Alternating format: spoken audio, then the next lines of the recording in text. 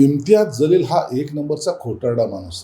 Blackmail करण्यामध्ये सर्वात माहिर असलेला हा इम्तियाज जलील आहे. पण जशी करणी वैसी भरणी हे आज इम्तियाज जलीलला पाहायला मिळालेलं आहे. जो शेर आहे रे शेर आहे म्हणायचा ना, त्या शेर आयला आता पळावं लागतंय.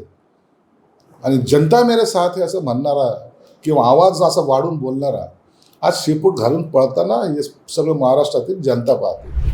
सर, आज इम्तियाज जलील यांच्यावरती हल्ला झालेला आहे आणि काही त्यांच्याच पक्षातील नाराजांनी हल्ला केल्याचं समजते. मात्र त्यांनी आरोप केला की हल्लेखोरांना अतुल सावे आणि संजय शिरसाट यांचं जे आहे संरक्षण आहे. इम्तियाज जलील हा एक नंबरचा खोटारडा माणूस. ब्लॅकमेल करण्यामध्ये सर्वात माहिर असलेला हा इम्तियाज जलील आहे.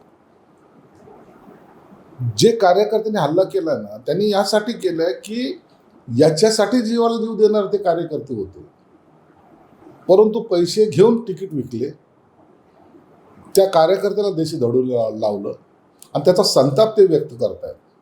म्हणून जशी करणी वैसी भरणी हे आज इम्तियाज जलीलला पाहायला मिळालेलं आहे. जो शेर आहे रे शेर आहे म्हणायचा ना, त्या शेर आयला आता पळावं लागतंय.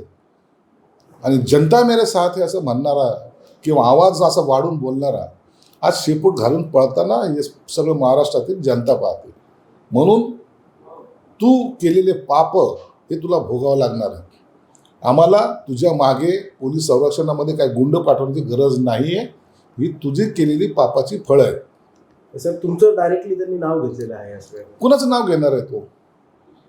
त्या ज्या मारहाण करणारे आहेत ना, त्यांना पोलिसांनी पकडलं पाहिजे आणि त्याच्याकडून विचारलं पाहिजे, तू का दगड मारतोयस, तू का त्याच्या मागे धावतोयस, का लाठी घेऊन फिरायला लागलास.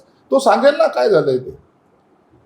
परंतु त्याला इम्तियाजला ही जी मस्ती आहे ना की माझं कोणी काही वाकडं करणार नाही, ओएसी मेरे साथ है, आणि आता तो संध्याकाळी भडक भाषण करेल आणि जसं सगळं मुस्लिम समाज त्याच्याबरोबर आहे असं दाखवण्याचा जो प्रयत्न करेल ना, त्याला त्या कार्यकर्त्यांनी दिलेलं प्रत्युत्तर आहे.